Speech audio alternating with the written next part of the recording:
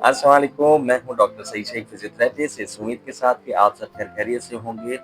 दोस्तों, इस उम्मीद के साथ कि आपकी सुबह बहुत अच्छी गुजर रही होगी। सुबह-सुबह मुझे एक ख़्याल आया कि मेरे पास जितने केसेज़ आ रहे हैं, किसी को कंधे में दर्द है, किसी को बैक में दर्द है, किसी को शोल्डर पेन है, लेकिन हम बेसलाइन इन्वेस्टिगेशन क्यों नहीं करवाते हैं? बेसलाइन इन्वेस्टिगेशन मीन्स कि विटामिन डी लेवल करवाना चाहिए, विटामिन बी12 करवाना चाहिए और यूरिक एसिड, ये मोस्ट इम्पोर्टेंट है। हर एक फिजियोथेरेपिस्ट को ये सोचना चाहिए कि मुझे ये 3 चीज़ें ज़रूर करवानी है।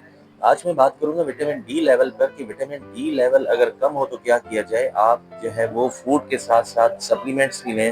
फूड कौन से हम ले सकते हैं? आजकल मार्केट में बनाना आया हुआ है, बनाना में काफ़ी अच्छे सोर्सेज़ हैं विटामिन डी लेवल के।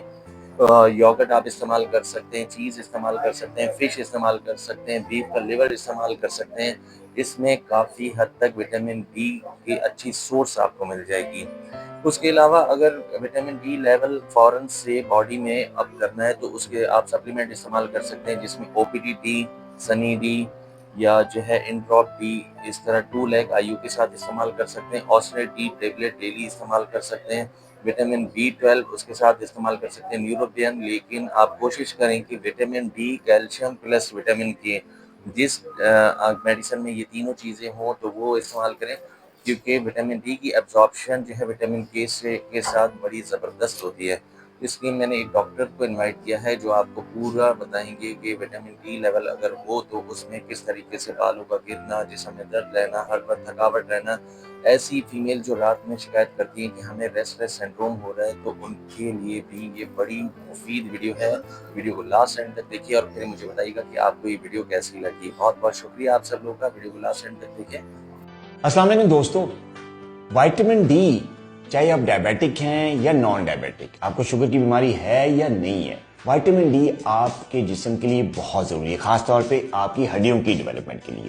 तो कई लोग हमसे सवाल करते हैं कि डॉक्टर साहब हमें कैसे पता चलेगा कि हमारा जो विटामिन डी है लो है, क्योंकि इसका टेस्ट करवाना जो है काफी जरा महंगा पड़ता है और बगैर किसी वजह के हम टेस्ट करवाएं तो हम अफोर्ड नहीं कर सकते। तो हमें डॉक्टर साहब कुछ ऐसी अलामात बताएं, हमें बताएं कि कैसे पेशेंट को पता चलेगा कि उसके जिस्म में विटामिन डी का लेवल कम है।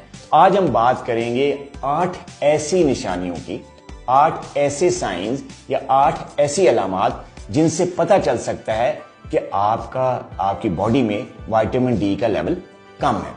पहली वजह, हर वक्त थके थके रहना। 24/7 आप हर वक्त जो है आप थके हुए रहते हैं, चाहे जो भी काम कर रहे हैं आपको थकावट की वजह से उस काम में आप स्लो हैं और आपसे काम नहीं हो रहा, तो इसकी वजह विटामिन डी कम होना हो सकता है। नंबर 2, शॉर्टनेस ऑफ ब्रेथ, सांस का फूलना। जरा सा चलने से या सीढ़ियां थोड़ी सी चढ़े तो सांस फूलने लग गया। इसकी कई और वजूहत भी होती है, लेकिन बड़ी वजह विटामिन डी की कमी भी है। तो अगर आपका सांस फूलता है मामूली से वॉक से भी या थोड़ा सा चलने से भी, थोड़ा सीढ़ियां चढ़ने से, तो हो सकता है कि आपको विटामिन डी की कमी का सामना हो। तीसरी चीज, रेस्टलेस लेग सिंड्रोम। बिस्तर पर लेटते ही आपकी टांगों में बेचैनी हो जाती है, आपको टांगे हिलाना पड़ती हैं, जिसकी वजह से आपकी नींद भी डिस्टर्ब होती है, जिसकी वजह रेस्टलेस लेग सिंड्रोम होती है। उसकी वजह विटामिन डी की कमी भी हो सकती है। चौथी, बाल गिरना। जिन लोगों को विटामिन डी की कमी होती है तो उनके बाल बड़े कमजोर होते हैं, थिन होते हैं और वो अक्सर गिरते हैं। तो अक्सर जो विटामिन डी की कमी के लोग होते हैं वो हमें जो प्रेजेंट करते हैं जिस सिम्टम के साथ, वो हेयर फॉल है।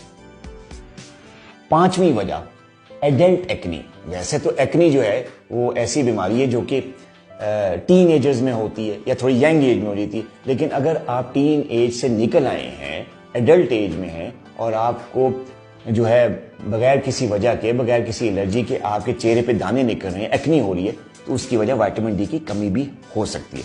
छठी बड़ी वजह, हार्ट पैल्पिटेशंस है। आपकी दिल की धड़कन अचानक जो है वो तेज तेज आपका दिल धड़कता है, आपको पता चल रहा है कि आपकी हार्ट बीट तेज हो रही है, जिसको हम हार्ट पैल्पिटेशंस कहते हैं। इसकी वजह विटामिन डी की कमी भी हो सकती है।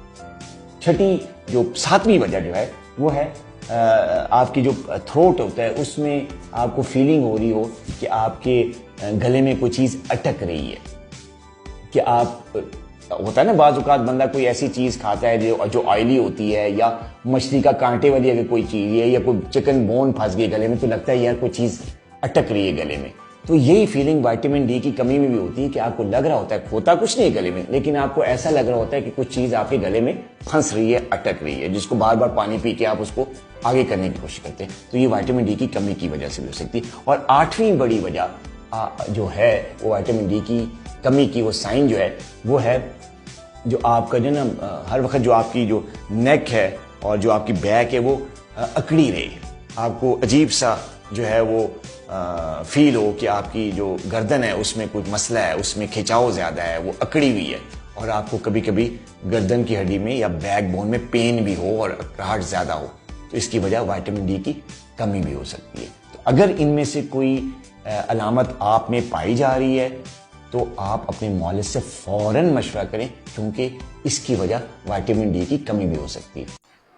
दोस्तों, जैसा कि आपने सुना कि विटामिन डी लेवल की कितनी इम्पोर्टेंस है हमारे जिस्म में और किस तरीके से ये मुख्तलिफ़ किस्म की जो वजूहात जो हमें कभी समझ में नहीं आती कि बाल क्यों गिर रहे हैं, और जो है यहाँ पर जैसे मछली का जो कांटा, जैसे डॉक्टर साहब ने बताया कि मछली का कांटा फंस जाता है, इस तरीके से जो है वो डिफरेंट जो है आपके साथ मसाइल पैदा होते हैं। रात के टाइम आपको नींद नहीं आती, सिर्फ़ और सिर्फ विटामिन डी लेवल की कमी की वजह से। दोस्तों, अपना ख्याल रखें, कोशिश करें कि नेचुरल सोर्सेस ऑफ हीट जैसे सनलाइट, सुबह-सुबह में जो रोशनी होती है उसका इस्तेमाल करें।